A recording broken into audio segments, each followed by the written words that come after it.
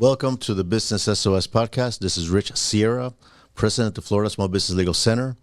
This is episode 86 of Business SOS as we continue our countdown to episode 100 and hopefully in about 2 months. So we're very excited about that. Today we have a special show. We have an author and we're going to be talking today about the Strategic Sales Leader book, Mastering the Art of Vision, Strategy, and Execution. Here. And we have with us Derek Wellington Johnson. Before I introduce you, I want to tell you a little bit more about him. Derek is the author of Strategic Sales Leader, Mastering the Art of Vision, Strategy, and Execution. He's a sales expert with over 2 decades of experience in high-tech sales leadership, working with both startups and established companies. He's been quoted in major publications such as Inc. Magazine, PC World, and has served as an advisor for leaders navigating challenging times. He is a growth expert. He'll help companies grow. Today, we're going to talk about the practical lessons that he will offer to business owners, focusing on how sales leadership can drive growth and success. And welcome, Derek. It's great to be here. Thank you, Rich. Rich. The book again. I'm excited. When I read your book, it reminded me when I took my sales management class back in college, University of Tampa, and it really a lot of the concepts that you mentioned in the book remind me of that sales management, time, management, territory, strategy. So it kind of brought me back a few years, like 40 years, I guess. Oh, wow. Right here from college. And also the military quotes as well. So tell me what inspired you to write this book. Well, one of the things I realized in my decades in the business was that most organizations lack a cohesive sales strategy. And I realized that in order to reach the goals that we have, regardless of what your economy is doing, your ecosystem in your own vertical, you have to have a structure in place. And there's a lot of books on sales and selling, but there are not a lot of books on actual sales leadership. And so tell me more. I mean, you have a background in the military, startups, corporate leadership. How did that shape you in terms of writing the book? Ooh, great question. So my father served with General Patton in World War II. My father was a tank commander. So the first exposure I had to what a great leader was literally from my mouth of my father. And I was fascinated by that in terms of what it takes to become the kind of leader that people want to fight for and much less die for, right? And then in my time in the military, you get experience and exposure to great leadership and poor leadership. And frankly, there's both. I served with some of the finest people in the world, and also there were some slugs. And so I got to see what great leadership looks like up close. And then fast forward to my time in sales in the technology world, same thing. Great leadership, poor leadership, either or will determine the success or failure of a company. So as a business owner, you have to be the best leader and the best sales leader in the organization, by no doubt. I think, first of all, thank you for your service. Thank you for your father's service as well. Tell me about your experience in the military. Oh, well. So I wanted to travel the world and do things. What was interesting is that I was in 5 commands and I never left San Diego. So I had this wild hair. I wanted to be a Navy SEAL. Sadly, I never completed the training, but it was my time in service was a great experience. So I went to boot camp in San Diego. Then I went to my A school, which is your specific training for medic. I was a corpsman in San Diego. Then I was attached to the Marines. Love my Marines, hoorah, in San Diego. And then I finally, it was a process back then to get your orders to go to BUDS, which is basic underwater demolition SEAL. And then I went to BUDS. And at the time, and I'm old, this is a long time ago, some of the instructors were some of the last Vietnam era Navy SEALs. Hard men, just great guys. And I learned a lot from those guys. Unfortunately, I was in an accident, and my Navy career ended soon after. After my accident, I ended up in Naval Hospital San Diego, did my rehab, got my honorable discharge. But it was an amazing experience because when you're around that level of performance or that level of greatness, you start to see the world differently. Your perspective changes because you realize, wait, there's a level that can be attained that I want to strive for. And it left this indelible mark in my soul, in that I decided I want to reach that level or strive for that level of excellence in anything I do. So, wow, sorry about your accident. The How did you make the transition into like a sales strategy or sales management, if I was going to characterize it that way? Tell me more about your So, education. How do you get to this point? so I got into sales after I got in the military. I was like, well, what can I get into? And this is when the internet was new and exploding. So you're talking in the 90s, early 90s. I'm sorry, mid to late 90s. And I realized I was always in technology, and I realized that technology would be always in demand because it's ever changing. And then I ended up in the tech world, working for systems integrators, which is essentially the people who help you, business owners, make sense of all the different technology to use it to help you grow your business. So systems integrator. And I did that for many, We many could have years. used you this morning as we were having technical problems. Yes. Yeah, we could Yes. have. But you're in Yeah, Vegas, so absolutely. I'm here in Florida, so I really couldn't use your assistance. But I understand. Go ahead. Yeah. And the thing about being in tech sales is that, and sales in general, and as a business owner, I think business owners will appreciate this. At the end of the quarter, at the end of the year, the only thing that matters is the revenue. Did you win the business or did you lose the business? It's a zero-sum game. And so you get to the point where you start to learn and try different things, experiment. Also, when you go from one company to another company, you get exposure to a different perspective. And I think that's the thing that's hard on a lot of people, is that if you've been a business owner for a very long time, you're used to that industry, that cadence, that sales process, and you haven't been exposed to how other people do it. And that's the part that can hamper some business owners. It's, well, who else is doing it in a different way, maybe in a different industry, but maybe I can learn something from it that I can apply to my own business. So in sales, especially tech sales, generally speaking, the best sales people don't get into sales leadership or sales management. Why? Because it's a pay cut. In the sales world, especially the tech world, in most organizations, your sales are uncapped. No limit to what you can make. If you're smart, work hard, and working hard is pretty much a staple. Everyone works hard. But if you work smart and hard, you can make a tremendous amount of money. For me, frankly, I spent so many years on the road, and my wife and I joke about this, that we she was basically a single woman for half the week because I was on the road all the time, because I covered multi-state territories through most of my career. And you got to the point where I wanted to be home a little bit more. And also being on airplanes and stuck in airport lines and the shuttle, it's hard on your body. And you just decide, gosh, I can't do this anymore. So part of it was physically, just my body was just starting, I wouldn't say fall apart, but you start to, the back aches, and you're like, oh man, it's, lugging the demo boxes around, all that stuff, and being in airplanes or stuck in the tarmac for 3 hours because a storm hit you. I'm like, I don't want to do that anymore. I also was drawn towards being able to mentor and train the next generation of salespeople. And so for me, the excitement of being able to be a mentor was fulfilling. That was the thing that was lacking for me. It was the fulfillment of being able to change and improve someone else's life. And I really love that aspect of being a sales leader. No, I think that's very important. You have three cores in your book. They're vision, strategy, and execution. Let's talk about each one of them. Let's start with vision. So the vision is your why. Why did you launch this business? I'm speaking specifically to business owners. Why did you launch this business? Were you scratching your own itch?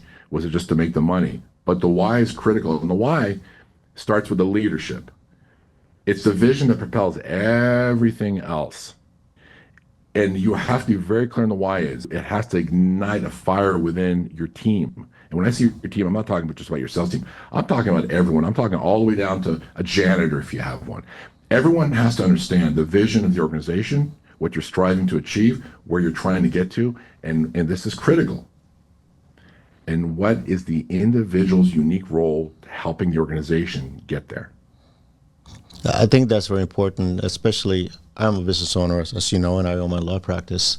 And, I've been now my 20th year of practice, and I have a team that I work with. So I think I am responsible for providing that leadership and that vision, and I'm leading it by example. So, Right. and everybody in the team has to be on the same page, otherwise it's just not going to work. But I understand perfectly what you're saying, that if that business owner does not share that vision with the staff, they're not going to understand where they're going to go. And you Yes, got to it's establish that critical. leadership. And that's the foundation. That is one of the key pillars of the other two. And not only having the vision, but communicating it to your team and also for them buying into it as well. Yes, I'm glad you mentioned it. They have to buy into it because you can have the most amazing vision, but if each and every single member of your team does not buy into it, it's going to be problematic for you. Yes, I agree with that. Let's talk about strategy as well. Strategy is the what. So what are you going to do? What are you going to do to make that vision come to life? And a short way of saying it is strategy is doing the right things. Strategy is doing the right things. And the thing about strategy is that it's a step that I think most business owners miss. They might have a vision of what they want, they go straight to execution. But if you don't have the strategy of saying, okay, what are we going to do to make this vision come to life in terms of what's our marketplace? What are we trying to achieve? Who's our customer base? What are we offering them? How are we different? And here's the thing: it's not strategy is very dynamic. It's not something that you create, you write it down, and then you print it out and you put it in a binder somewhere. And it sits on your bookshelf or wherever collecting dust. That's how most corporations do it. Strategy is very dynamic because the world is dynamic. And we were just talking before we started here about weather patterns and fires and all the different things you can't control. During COVID-19, what that crippled us was what the supply chain issues. Semiconductor chips weren't arriving and what have you. So you have to have a strategy in place that encapsulates not just bringing your vision to life, but also what you're going to do if things intervene, because things will always intervene. Yeah. And I think also strategy goes into how creative you are and utilizing the limited resources that you have, because business Yes. owners always have limited resources versus the goals that you have and how to apply that effectively in order to accomplish your goal. That I think that's key as part of the strategy. It is key because you have to walk through what am I doing against who am I competing against. So if you think about your strategy, let's take the visual of pool table. And you're trying to get your balls into corner pockets, side pockets, what have you. But you have your move. You hit your ball, and then the balls move around, and then your opponent comes in and they hit their balls, and they just messed up your layout, if you will. So you're not working in a vacuum. Your strategy is not in a void. It's going to be come up against and buttress against and hit and slam against all of your competitors. And the next part is who are you fighting against? Who are you competing against? Do you want to compete with them? Can you compete with them in a different way? What are the weaknesses of your competitors? What are the strengths of your competitors? What are your strengths? What are your weaknesses? And again, it's one of those things, it's an ongoing process because we live in a very dynamic world. And you may be the market leader in your industry, let's say. But that can change very, very quickly. Just for fun, Blockbuster Video. I remember If that, you yes. think back to how I think at the peak Blockbuster Video, if memory serves me, had something like 4,000 or 4,500 stores nationwide, just in the U.S. And then this upstart Netflix comes along and blows them out of the water, which is good for you as a business owner, because if you're a small business owner, you can knock out the proverbial blockbuster in your industry if you're smart, if you outthink them, outgame, out strategize them. Yeah. I think another aspect of strategy is basically what is the business owner, because sometimes we're our own worst enemies. Mm-hmm. And we actually create our own obstacles to achieve our goals. So what is the business owner doing to prevent himself or herself from actually going forward? So that has to be analyzed as well. Yeah. Well, there's that thing of overthinking, right? So General Patton said that a good plan executed today is much better than a perfect plan executed next week. Yeah, done is better than so we like perfect. Yeah, right. So we let perfect get in the way of good, and the execution is executing a strategy is critical. There's a great quote. It's one of my favorite quotes from a strategist called Colonel John Boyd, and he says, "Whomever can handle the fastest rate of change survives. Whomever can handle the fastest rate of change survives." And this is a man who literally wrote the book on fighter pilots for air warfare, air combat. No. The movies Top Maverick and Top Gun were loosely based on him. Really? True That's story. awesome. Yeah, That's John awesome. Boyd. And so it's your ability to and he created a whole thing, a strategic pattern. It's OODA loop. It's observe, orient, decide, act, and it's a cycle. So you observe what's going on around you. Again, as a business owner, you're observing your entire ecosystem, that world that you play in, and then you're like, okay, this is what's going on. Then you orient yourself to the reality of the threats coming at you. Then you decide what is my best move right now. Decide, and then you act.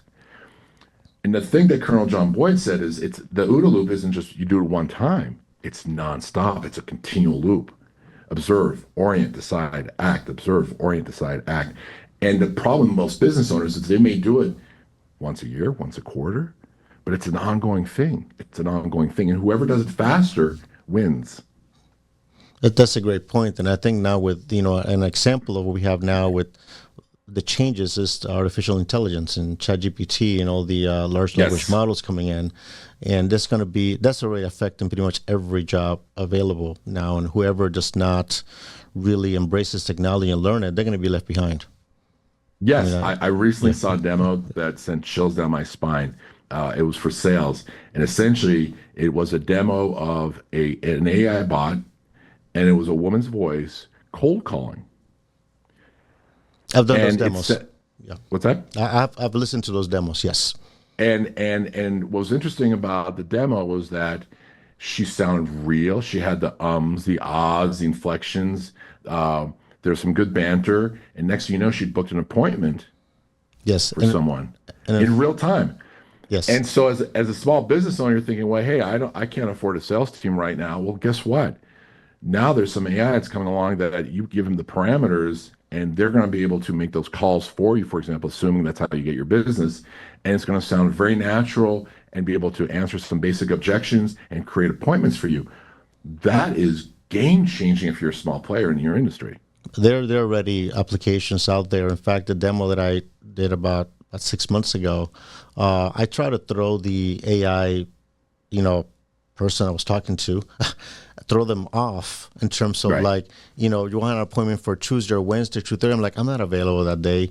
How about Saturday? No, we're not available. So I was trying to throw them off Curveballs. Nice. and still bring me back. And it still was a little quirky. You could figure out, but this is new technology. Yes. A year from now, you'll be able to talk to some AI bot, and you're not going to know the difference. Correct. it's You'll just never know so- you're talking to a machine. Yeah. And again, so if you're a small business owner, that's one of the things we talk about in terms of the OODA loop of being aware and continuously going through a cycle of what's going on in your ecosystem, your marketplace. Because those changes, you have to think, and we'll just keep on with that example of an AI bot cold calling on your behalf, that they can do hundreds of calls, they don't take breaks, don't take lunch. And again, we're gonna not get into the ramifications of what that does to employment for a second. We're Correct. going to focus on the benefit of if you have limited resources of a business owner of, okay, how can this help me as a business owner, small business owner? Conversely, what if you don't do it and your competition does? They will. What The competition what do will you do it. I mean, that's just, you got to assume that they will do it. what do you lose? So getting back to the overarching thing of strategy, that's part of the strategy is that there's an awareness, because again, the whole thing about creating a strategy, they think is static, it's dynamic. And if you start thinking strategically and always going through that OODA loop, observe, orient, decide, act, continuously, every day, every week, every month, most companies don't do that. So as a small business owner specifically, if you get really sharp about that, just doing that one thing, being able to respond faster to the environment, to the ecosystem, to the economy before any of your competitors, you'll crush them. That's a great point. Let's talk about execution. So execution is the how, right? So that's the third pillar. And what's interesting about the execution is that And I talk about this in my book. Most execution fails disastrously. The execution fails, and depending on the research studies that you look at, between 60 to 80% of all strategic execution fails. Why is that? So there's a lack of understanding of how to go to the marketplace to make it real. There's a lack of understanding, and again, let's take it from the small business owner. So there's a lack of understanding of this ties back to the why or the vision. There's a lack of understanding of, all right, so this is the vision, this is the strategy. How am I going to execute on this? In what way am I going to execute? What does success look like? What are the milestones we are going to use? What are the metrics that we're going to use to make sure we're on course? There's a lot of course correction involved in execution, and a lot of times companies are bad at doing the course correction. Way back when NASA launched the rover to Mars for the first time, I read somewhere that it did over 1,000 course corrections from here to Mars, over 1,000 course corrections. And we don't do enough course correction. You have a great strategy, but you have to stop and look and say, okay, are we executing on it? Is the execution working? Do we need to keep doing that? Does everyone understand what their role is? Do we have metrics set in place so that we know if it's working or not working? Because again, if your execution isn't looked at regularly, you won't be able to course correct. You talk about course correction, and earlier you talked about companies looking at sales every quarter. I look at sales every week. I think that, because everything works in such a fast cycle, that if you're a business owner and you wait 3 months to make that course correction, it might be too late. You might not even make it. Yeah, But if you look at there's sales absolutely every week, you can each correct industry in a week.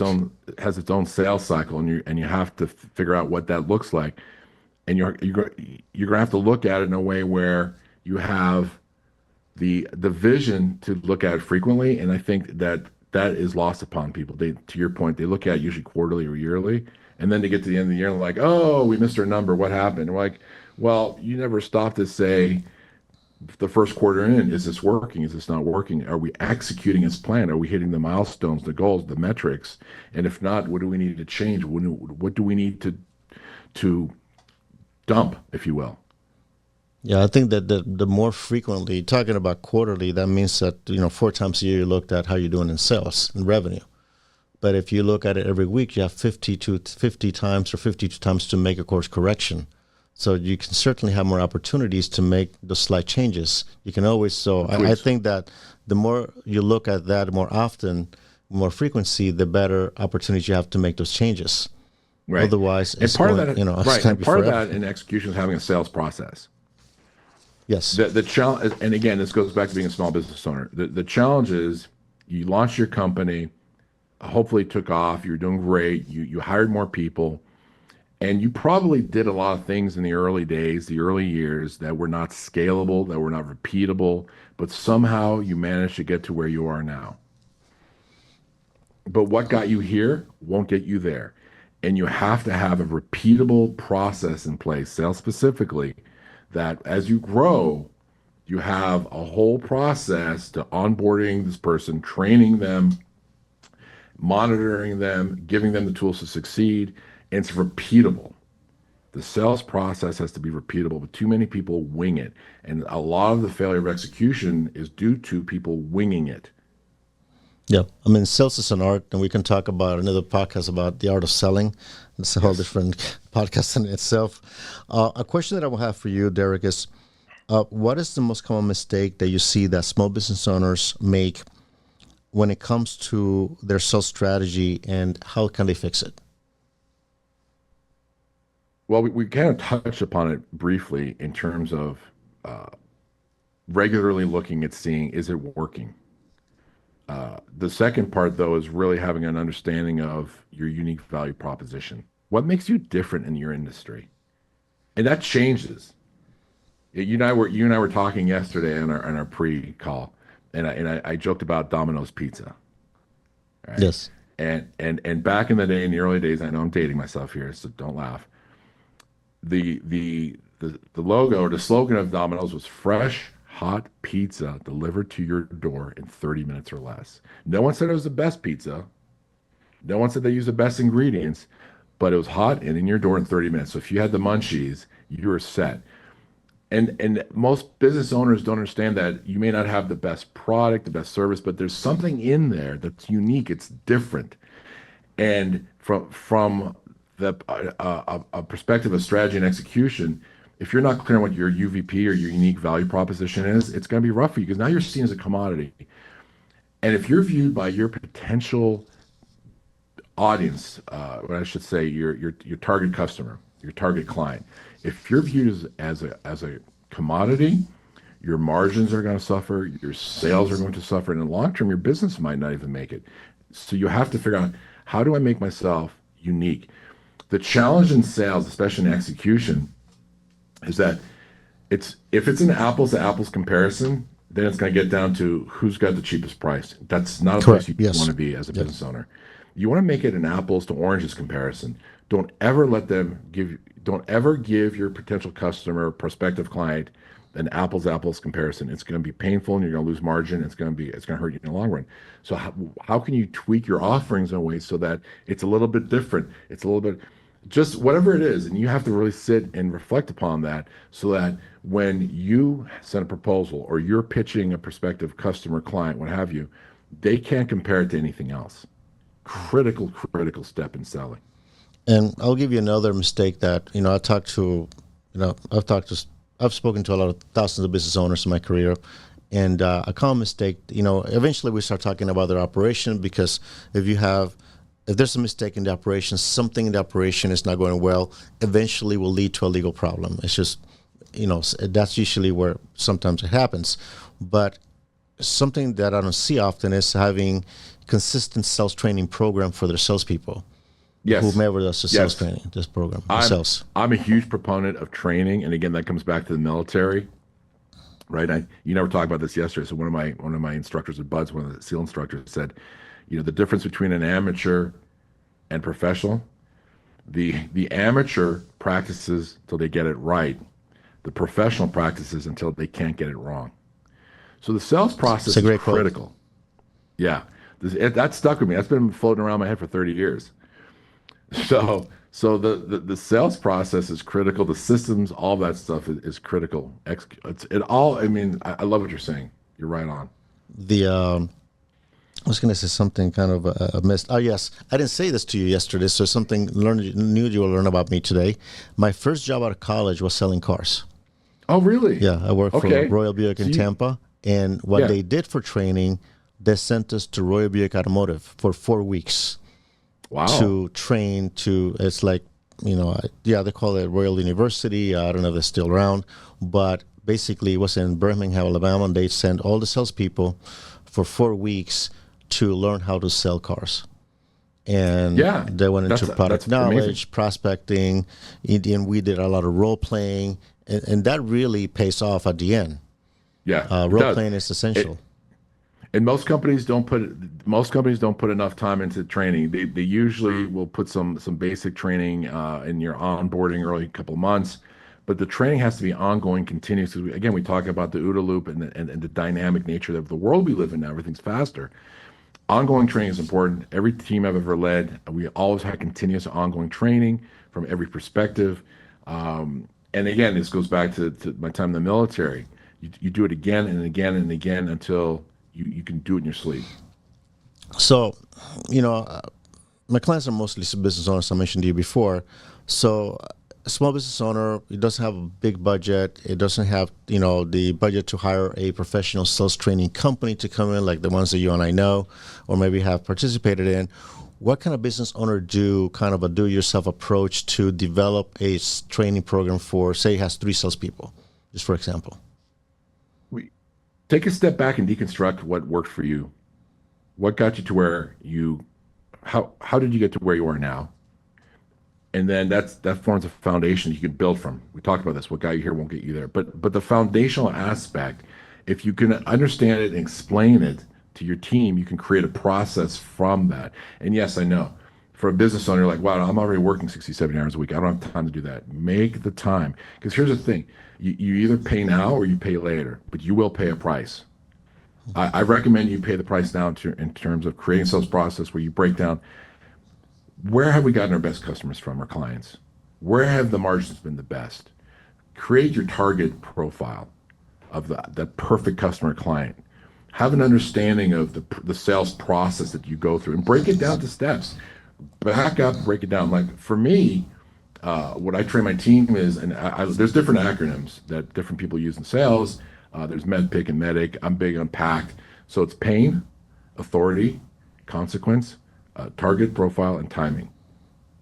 And so if you can train your team to understand that, small business owner, there's a pain you solve. What is it? It's really important because nothing happens unless there's a pain, right? We'll get into that in a little bit.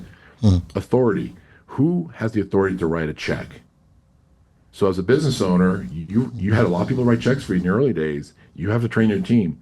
Are they talking to the right people? Because salespeople can spend a lot of time talking to the wrong people who cannot write checks at the end of the day. Wasted all that time and energy. Yeah. And then C, consequence. What are the consequences if this person, your prospective client or customer, does not move forward? Again, we're very pain driven. We can get into that. I get into that a lot in the book. So what are the consequences if they don't move forward? What are the consequences if they say, nah, never mind, we're not going to do anything? It's really important you have to understand that. And you can train your sales team on training that, because if you understand that you have a prospect that the consequences are going to be severe, that's a good prospect. Conversely, if it's a prospect where the consequences won't be severe, don't waste your time. Saying no early in the sales cycle is a really important trait. But again, you have to understand that. You have to train your team to understand that, because you as a business owner, you should know by now who's a waste of your time. Correct. You have to write that down and create a process to understand that the consequences, if the consequences aren't severe enough in your industry for them to move forward, hit the eject button. Yeah. And then we get into the target.